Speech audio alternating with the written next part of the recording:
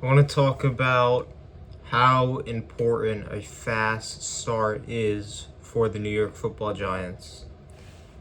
Teams that start 0-2, 10% of them make the playoffs. Our first two games are the Dallas Cowboys at home and the Rams in LA. Those are two very hard matchups, and if I'm not mistaken, they're both on primetime. If we start 0-2, we're not making the playoffs. Simple as that. And I've already made a video talking about when the season opener against Dallas got announced, talking about how much of a confidence boost it would be to beat that team on opening night and how much momentum that would create going into the rest of the season.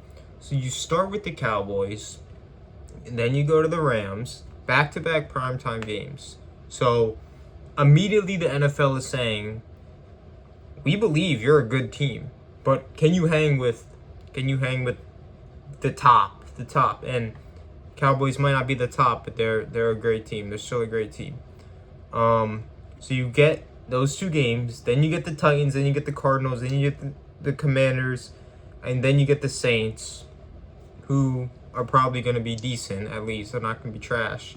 So you get three somewhat light games after that are kind of those games can be, the severity of those games can be determined based on your first two games. So if you start out 0-2, which the sports books would tell you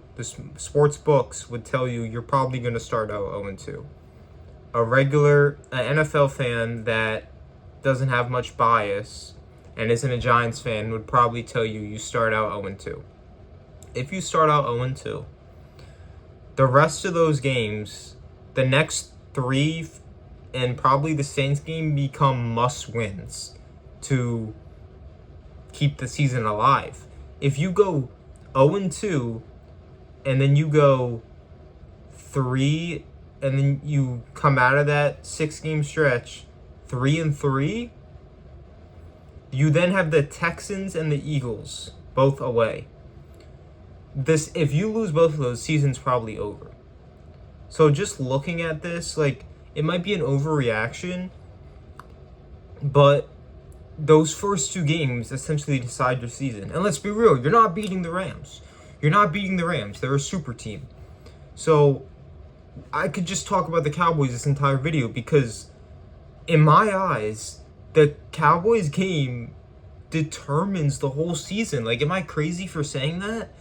If you don't win that game, you can honestly just chalk up the Rams as a loss. If you don't win that game and you start out 0-2, the next 3-4 games become must-wins. And the Titans have potential to be an okay team. They have Robert Saleh. Cam Ward is expected to take that next step with Brian Daboll. You draft Carnell Tate number 4. They signed an insane amount of people on the defense. I don't know how they're going to be, but they should be better than last year. The Cardinals have a lot of weapons on offense. These teams are trash, but every year there's a team that's supposed to be trash. Last year, no one thought the Seahawks would be good. No one thought the Patriots would be that good. Every year there's teams that are supposed to be trash and they're not. So looking at the schedule now, you're like, oh yeah, these got to be must-wins. These are supposed to be the easy games for the Giants. The Titans are not an easy game. The Cardinals are not. I mean, that's going to be the easiest. They should be trash. The Commanders have owned you the past year, 2 years, even without Jane Daniels, who lose with fucking Marcus Mariota last year. So, I want to say those are wins with John Harbaugh, with Denard Wilson, and not Brian Daboll and Shane Bowen. I want to say those are wins, but it just becomes must-wins if you lose to the Cowboys. Now, just talking about the Cowboys matchup, I don't like our odds. I'm trying to be so optimistic, but just looking at this matchup objectively, the Cowboys defense worse than the league last year. Like, Russell Wilson put up 400 yards and 5 touchdowns against them. And then he's out the league now. So, they bring in Rashawn Gary, Malachi Lawrence, D. Winters, Kobe Durant, Jalen Thompson, Caleb Downs, and a new DC from the Eagles, Christian Parker.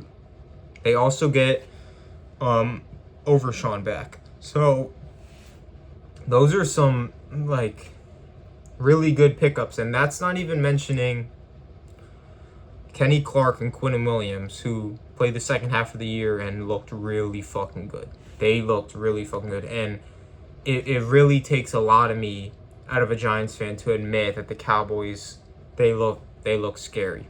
They look scary. Because I know Caleb Downs is a rookie, but all these draft analysts and,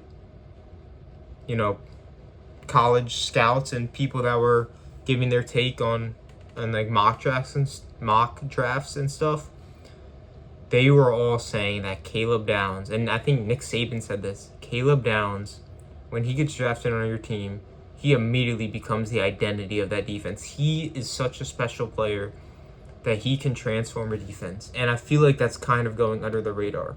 Because yes, he is a safety, but dude, this guy as a prospect has to be the best safety prospect. Definitely since at least Kyle Hamilton, but before that, like Kyle Hamilton went at 14? Caleb Downs could have been a top 5 pick. He wasn't, but he was in that conversation. Like, yes, you can say, if you want to cope and you just want to be a delusional Giants fan, which I'm all about, you can say the Cowboys, they're not going to do shit in the playoffs. You can say all that. You can say they're choke artists. They haven't won a ring since 95, whatever. The unfortunate reality is that Dak Prescott owns the Giants in the regular season. He does. He shreds us every single time. Every single time I go in with this new delusional optimism that it won't happen this time, and it always does. Week 18, we did beat them. He played half a game. So it's more than just starting out 1-0 and putting the team on the map on a week 1 primetime game, Sunday Night Football, where the whole world is watching. It's more than that. It's such a confidence boost for this team to beat, even though it's a whole different era of Giants. It's not the same players. It's not Daniel Jones being owned by Dak Prescott. It's not Brian Daboll being owned by him. It's new players. It's just this weight on your back that you cannot beat this team. And if we were able to do that in week 1, dude, I am going to be talking crazy the rest of the season. I'm going to be so fucking excited if we start out 1-0. Because after that, I don't give a fuck about the Rams game. I don't care about the Rams game. We can lose that.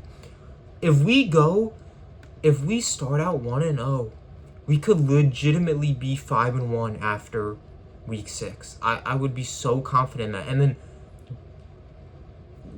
having a start like that, what it would do for these players, they would just be fully bought in to John Harbaugh. They would be fully bought in. And that's how you would just stack wins. That's how momentum gets rolling.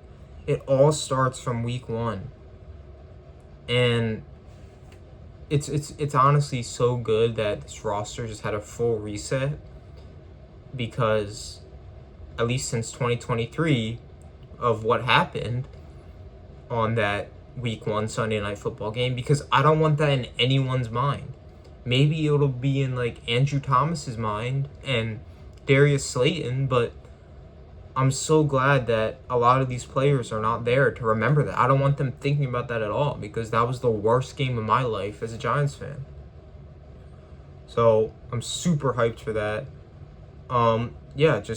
We can't start at 0-2. The only teams I know that have made the playoffs after starting 0-2 is the Bengals. I'm pretty sure they did it twice. They did it in their the year after their Super Bowl run, and maybe like another year. Like, they always start out slow. But besides that, if you start out 0-2, the season's over. And as Giants fans, all we know is just like 2-5 starts, 1-5 starts, the season being over by October. Don't let the season be over by October. Start strong. Start strong, and it will do wonders for this season. It will do wonders for your confidence. I'm so excited. I hope I don't get let down. Thank you for watching.